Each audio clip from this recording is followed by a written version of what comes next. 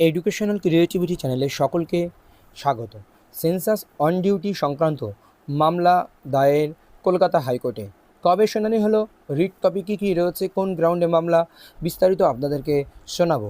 তো এডুকেশন ডিপার্টমেন্টের একটি নোটিফিকেশনের উপরে ভিত্তি করে কি বিতর্ক তৈরি হয়েছে যে সেন্সাস ডিউটিতে অন ডিউটি হিসেবে প্রদান করা হবে না, post working time of school and উইকেন্ডে সেন্সাসের কাজ করতে হবে।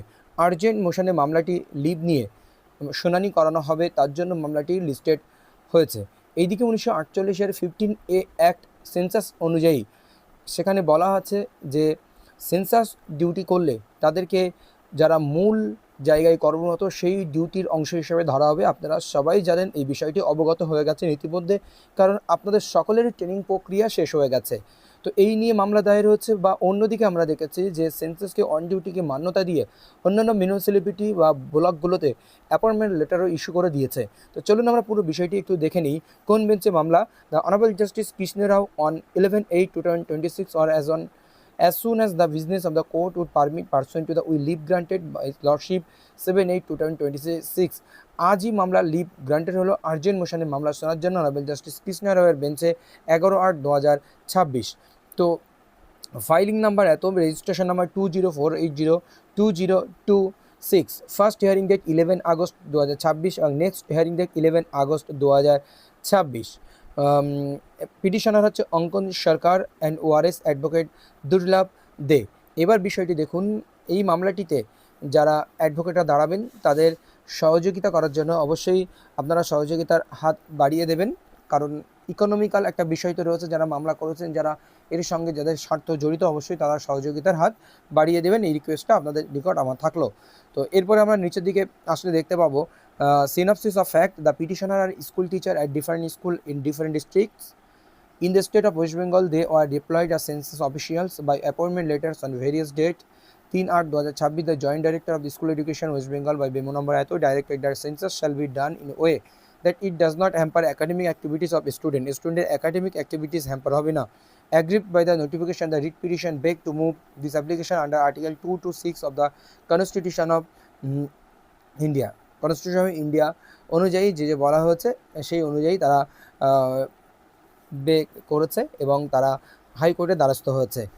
এরপরে আমরা নিচের দিকে আসলে কিছু গুরুত্বপূর্ণ তথ্য আমরা দেখে নেব যে মামলার মেরিট কী রয়েছে। Points of law: whether the deployment of teacher under section 27 RT Act 2009 has been made without taking into consideration of the practical disability of suffered by the writ petition, whether the deployed teacher can render its service simultaneously and or successfully beyond the prescribed working hours as per the RT Act 2009 and rules made thereunder, since in the egregious and barbarous in totally.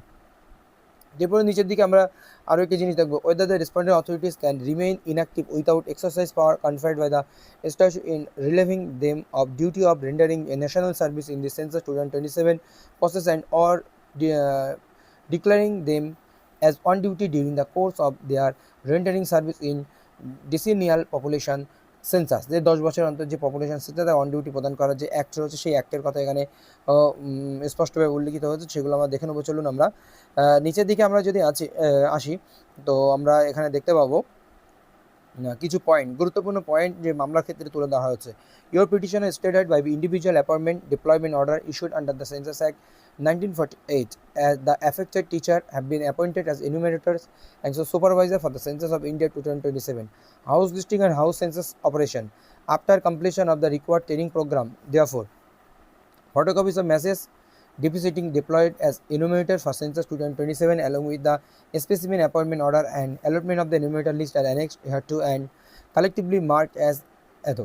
Your petitioner stated that census assignment is not a casual desk exercise. The petitioner stated that an enumerator must become familiar with the allotted house listing block. Approximately 200 buildings and each building may contain more than one census houses. Verify its boundaries, number building census houses and households, and prepare or update the layout map. Visit every building, census houses and household without omission or duplication. Identify respondent, collect prescribed particulars accurately, maintain confidentially, make repeat এবং কী কী কাজ রয়েছে সেই কাজের কথা এখানে তুলে ধরা হচ্ছে। এবং এই মামলার শুনানি কবে? যেহেতু আজকে লিভ নেওয়া হচ্ছে, আজ ফ্রাইডে, তো মোটামুটি আপনারা পুরোটাই দেখে নিলেন, কারণ কী মেরিট রয়েছে কী না রয়েছে আপনারা জানেন যে 148-এর 15A অ্যাক্ট অনুযায়ী তাদেরকে অন ডিউটি প্রদান করা প্রয়োজন। এবার আপনারা দেখতে পাবেন যে 11ই আগস্ট 2026 এই মামলার কিন্তু শুনানির জন্য লিস্টেড হচ্ছে জাস্টিস কৃষ্ণদেবের বেঞ্চে, সিঙ্গেল বেঞ্চ এই মামলার শুনানি হয়ে কোর্ট নাম্বার 25 এই মামলার শুনানি। তো বিস্তারিত শুনানিতে কী কী হয় আপনাদেরকে জানানো হবে। ধন্যবাদ।